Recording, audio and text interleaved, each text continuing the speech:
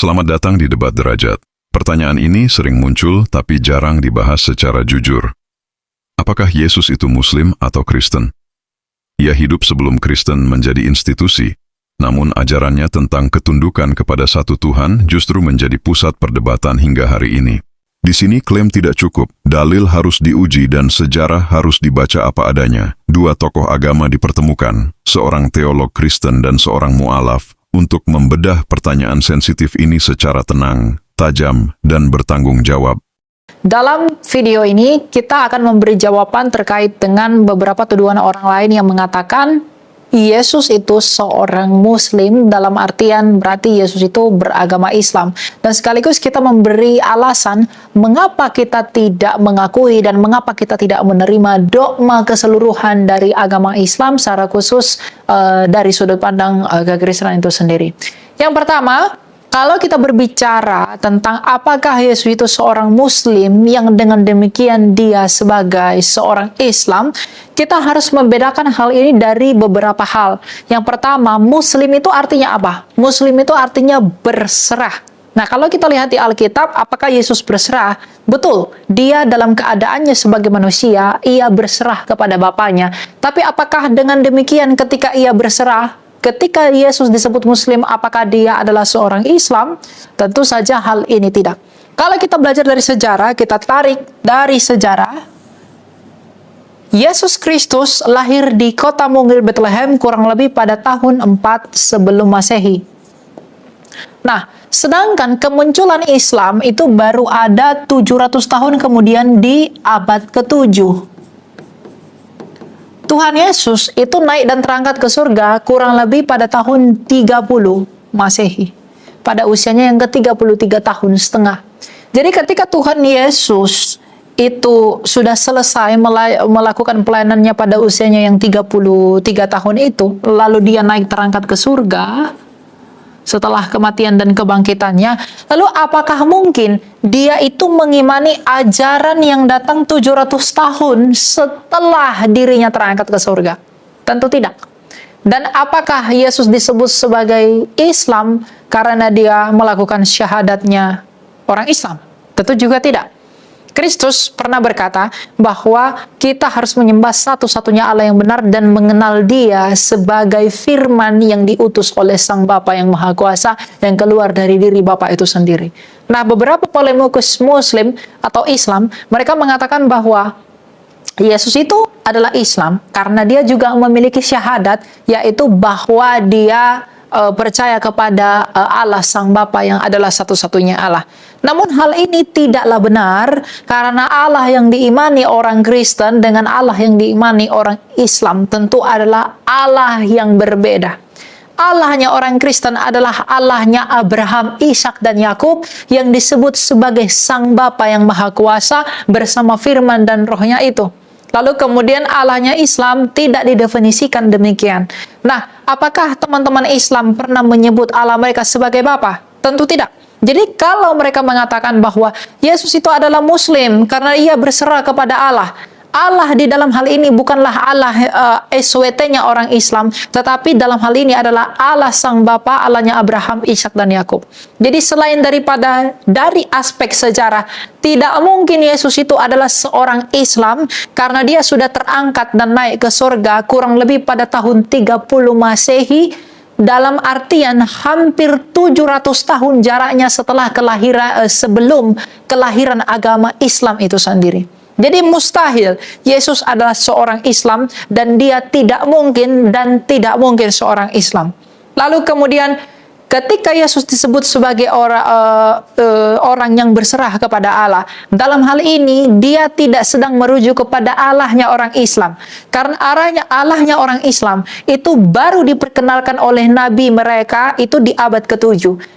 Dan Allah yang dimaksudkan dalam Alkitab, baik perjanjian lama maupun perjanjian baru, secara khusus ketika Tuhan Yesus berinkarnasi, Allah yang dimaksudkan di sana adalah Sang Bapa yang Maha Kuasa. Dan Sang Bapa itu tidak sama dengan Allah Subhanahu wa Ta'ala yang diimani oleh teman-teman Islam. Sebagaimana yang dikatakan dalam 1 Korintus 8 ayat 6, bagi kita hanya ada satu Allah saja, yaitu Bapa. Jadi Yesus Kristus tidaklah mungkin seorang Islam, karena ajaran Islam itu datang 700 tahun setelah Kristus naik dan terangkat ke surga. Lalu kemudian Allah yang disembah orang Islam tidak sama dengan Allah yang disembah oleh orang Kristen. Orang Kristen menyembah Allah Sang Bapa yang Maha Kuasa, Allahnya Abraham, Ishak dan Yakub di dalam firman dan rohnya. Sedangkan teman-teman Islam menyembah Allah Subhanahu wa Ta'ala yang diperkenalkan oleh Muhammad yang mereka katakan sebagai nabi terakhir. Nah, lalu mengapa kita tidak mengakui dan tidak menerima dogma Islam secara keseluruhan? Karena memang apa yang mereka ajarkan di dalam seluruh pengajaran mereka secara dogmatis dan secara doktrinal itu semuanya berbeda, bahkan ada hal yang bertentangan dengan iman kekristenan sendiri. Iman kekristenan jauh lebih tua, 700 tahun ketika gereja itu didirikan oleh Tuhan Yesus Kristus sebelum kelahiran Islam. Jadi prinsip pengajaran kekristenan itu sangat berbeda atau bahkan ada yang bertentangan dengan prinsip pengajaran Islam itu sendiri. Dan yang paling penting, di dalam teologi Islam, mereka mengakui bahwa Muhammad adalah nabi yang terakhir. Bagi kita orang Kristen, menurut prinsip Ibrani 1 ayat 1, 2, dan 3, dikatakan bahwa sejak dahulu Allah telah berbicara melalui para nabi, maka sekarang ia berbicara melalui firman-Nya, anaknya sendiri. Jadi ketika firman-Nya, anaknya sendiri sudah datang ke dunia ini untuk menyatakan dirinya, maka tidak dibutuhkan lagi nabi seperti di perjanjian lama. Oleh karena itu, kita tidak pernah mengakui ada nabi yang ditabiskan setelah Yesus Kristus yang dianggap sebagai utusan Allah lagi. Memang di dalam perjanjian baru ada yang disebut dengan nabi, tapi nabi di sana itu bukanlah nabi seperti di perjanjian lama, hanya menjalankan fungsi kenabian. Jadi karena teman-teman Islam mengatakan bahwa mereka mengimani Muhammad sebagai nabi terakhir, kita jelas menolak itu, karena setelah Yesus Kristus tidak mungkin ada lagi nabi yang diutus oleh Allah, karena Yesus Kristus adalah puncak dari pewahyuan Allah itu menurut prinsip surat Ibrani. Lalu yang kemudian, mengapa kita tidak menerima dari pengajaran-pengajaran dogma teologi Islam? Karena memang dalam iman kekristenan kita percaya bahwa keselamatan itu datang dari bangsa Yahudi. Bahkan Tuhan kita Yesus Kristus pernah berkata bahwa sebab keselamatan itu datang dari bangsa Yahudi. Jadi tidak mungkin pengajaran di luar dari bangsa Yahudi bisa kita anggap sebagai sebuah kebenaran. Dalam hal ini misalnya, teman-teman Islam yang pengajarannya notabene datang dari tanah Arab, maka kita tidak dapat menerima itu, karena bagaimanapun keselamatan itu hanya datang dan hanya datang dari bangsa Yahudi itu sendiri. Dan itu dibuktikan oleh Yesus Kristus yang memang lahir dan datang dari tengah-tengah bangsa Yahudi, sebagaimana ia lahir dari suku Yehuda melalui ibunya Maria dari Yehuda. Jadi kita menolak semua teologi, kita menolak semua paham, dogma dan doktrin Islam itu bukan tanpa alasan, tapi karena memang mereka bukanlah bagian dari yang dijanjikan oleh Allah di dalam keselamatannya, yaitu bahwa keselamatan datang dari bangsa Yahudi karena pengajaran Islam datang dari bangsa Arab. Kemudian apa yang mereka anggap sebagai nabi itu tidak bisa kita anggap sebagai nabi karena memang tidak datang dari tengah-tengah bangsa Israel, dan kemudian tidak lagi dibutuhkan nabi setelah Yesus Kristus. Karena di dalam perumpamaan tentang pemilik kebun anggur, pada akhirnya ia hanya mengutus anaknya yang tunggal, yang adalah Yesus Kristus, yang dibunuh oleh manusia akibat ketidaksukaan mereka kepada dia, untuk menyatakan dirinya ke dunia ini. Jadi apakah Yesus seorang Islam? Apakah dia adalah Islam yang karena hanya dia bersujud dan lain sebagainya? Masalah bersujud, orang Kristen mula-mula dalam hal ini, misalnya saya katakan Kristen Ortodoks, mereka juga bersujud, melakukan zelota atau melakukan sholat. Tapi apakah mereka Islam? Tentu tidak. Jadi apakah Yesus seorang Islam? 100% dan sepenuhnya Yesus tidaklah seorang Islam. Tapi dia adalah seorang manusia yang datang ke dunia, firman Allah yang menjadi manusia, yang berserah kepada kehendak Bapanya yang Maha Kuasa. Allah orang Kristen dengan Allah orang Muslim adalah Allah yang sama sekali tidak sama, Allah yang berbeda. Dari mana kita tahu bahwa Allah kita berbeda? Karena buah pengajarannya berbeda, karena dogmanya berbeda, poin puncak dari keselamatan juga berbeda. Jadi apakah Yesus orang Islam? Tentu tidak. Apakah Allah kita sama, orang Kristen dengan Islam itu sama? Tentu tidak. Lalu mengapa kita menolak semua dogma Islam? Jawabannya sangat simpel. Karena memang Tuhan kita dan juga pengajaran kita berbeda dengan mereka. Kekristenan telah lahir 700 tahun sebelum Islam itu sendiri datang di tanah Arab. Oleh karena itu, jangan mempersamakan kedua agama ini, jangan saling berebut, jangan saling mempertentangkan keduanya, karena bagaimanapun, baik Islam maupun Kristen adalah agama yang berbeda sendiri. Dan apapun yang dimaksudkan dalam teologi Islam sama sekali tidak berhubungan dengan kekristenan. Apalagi tuduhan-tuduhan yang mengatakan bahwa orang Kristen mencontek kitab orang Islam, atau ada tuduhan liar mengatakan bahwa Kristen meniru-niru mereka. Tentu itu adalah sebuah tuduhan yang salah alamat, karena bagaimanapun fakta sejarah membuktikan bahwa kekristenan jauh lebih tua daripada Islam itu sendiri. Jadi saya harap hal ini dapat membantu teman-teman untuk menjawab tuduhan orang yang mengatakan bahwa Yesus itu seorang Islam hanya karena dia bersujud, hanya karena dia tidak makan babi, hanya karena dia tidak melakukan hal-hal yang dilakukan oleh Islam. Sedangkan kalau kita pelajari lebih dalam, prinsip-prinsipnya semuanya itu berbeda. Karena Yahudi pun tidak makan babi, Yahudi pun bersujud dan lain sebagainya. Karena memang Yesus bukanlah seorang Islam, tapi dia datang ke dunia, firman Allah yang berinkarnasi menjadi manusia. Dia datang ke dunia menjadi manusia, lahir dari tengah-tengah bangsa Yahudi. Dia takluk kepada hukum Taurat, maka dia melakukan segala sesuatu yang dituntut oleh hukum Taurat. Dalam hal ini, nggak makan babi, dia harus sunat, dia bersujud, dan lain sebagainya. Itu adalah aturan Taurat, bukan aturan Islam. Karena sekali lagi, Islam baru ada di abad ke-7.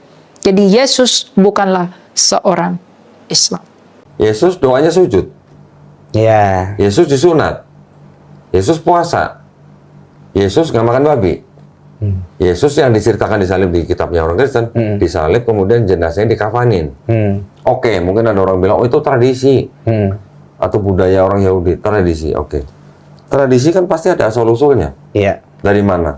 Bisa jadi tradisi itu berasal dari perintah yang memberikan wahyu gitu loh. Kan itu bisa jadi tadinya tuh awalnya adalah ajaran dari Tuhan Yang Maha Esa kepada nabinya, yang diajarkan kepada kaumnya atau umatnya, yang diteruskan selama berabad-abad menjadi tradisi. Dianggapnya tradisi. Sekarang pertanyaannya, umat agama apa yang disunat, menjalankan puasa, tradisi itu? Ya, yang disunat, puasa, nggak makan babi, terus kemudian doanya sujud, kemudian kalau mati dikafanin. Coba tanya AI aja. ChatGPT coba. Kayaknya udah bisa jawab langsung. Ya kan? Iya. Kan malah kita yang ngejalanin. Berarti boleh dikatakan kita ini yang mengikuti sunnah Yesus di Bible. Betul kan? Iya. Cuman, ya, sunnah yang dianggap dilakukan oleh Yesus di dalam kitab sucinya orang Kristen, ini yang mengikuti daripada hukum dan perintah dari Nabi Musa. Kan yang kita pahami sekarang itu adalah syariat Nabi Musa, syariat Nabi Daud, syariat Nabi Isa, ini yang sudah disempurnakan dalam syariat Quran dan sunnah Nabi Muhammad SAW. Iya. Ya kan? Kalau kita melakukan sesuatu yang sama dengan Nabi Isa alaihissalam atau Yesus, ya, berarti kemungkinan besar Islam itu agama baru atau agama yang sebenarnya udah lama. Ya sudah lama. Sudah lama. Karena yang kita lakukan tidak jauh berbeda dengan Nabi Musa. Iya.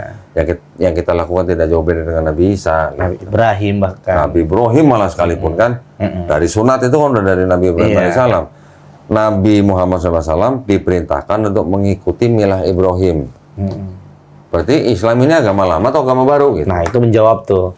Apakah membuat baru kan Nabi kita gitu, membuat agama baru yang mencatut-catut dari Injil, ataukah sebagai penyempurna sebenarnya di sini sudah clear ya. Sekarang kita mundur lagi nih sampai Nabi Ibrahim alaihissalam. Di kitabnya Yahudi juga ada Abraham sunat. Anak-anaknya pun semuanya sunat. Ya kan, bahkan dikatakan kalau yang nggak sunat harus istilahnya dibasmi gitu. Dari mulai Nabi Ibrahim alaihissalam ke Nabi Musa alaihissalam dengan hukum Tauratnya, kita juga mengenal kan seperti kayak 10 perintah Allah. Di Quran ada nggak? Ada. Malah udah ditambahin lagi 100 ada. Iya. Dari 10 jadi 100 gitu. Di dalam yang disebut dengan tradisi itu, yang sebenarnya masuk ke dalam hukumnya orang Yahudi, kita juga tahu kita nggak boleh riba. Iya. Ya, yang perempuan pakai kerudung. Terus yang, Lebih clear ya dan lebih tegas ya di situ ya. terus masalah makanan, diet kan. Terus masalah apa namanya? Mahram nggak mahram Iya. gitu kan. Ada hukum seperti itu gitu. Ada hukum rajam dan segala macam. Itu yang kita sekarang tahu di dalam Islam ada, dari dulu sudah ada. Terus kita dibilang agama baru gitu. Gimana? Yang baru kan hanya syariat yang baru, syariatnya yang baru.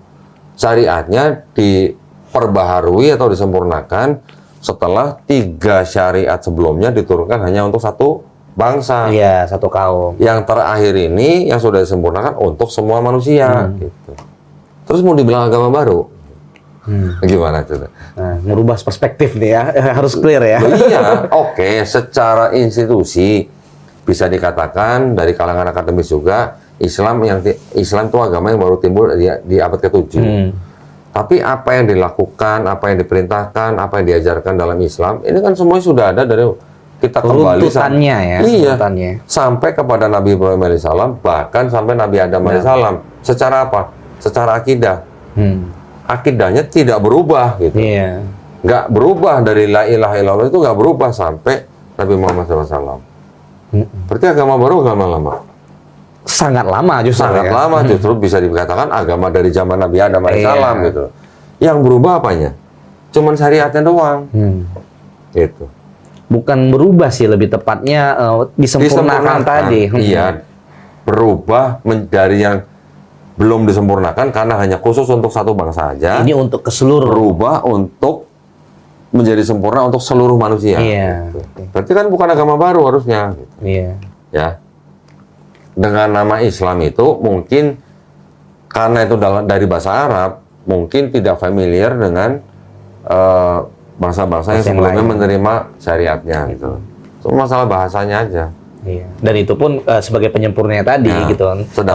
Sedangkan kalau kita perhatikan apa yang kita lakukan, apa yang kita dalam ibadah kita sama atau paling tidak mirip dengan Nabi Isa alaihissalam atau Yesus dalam Bible.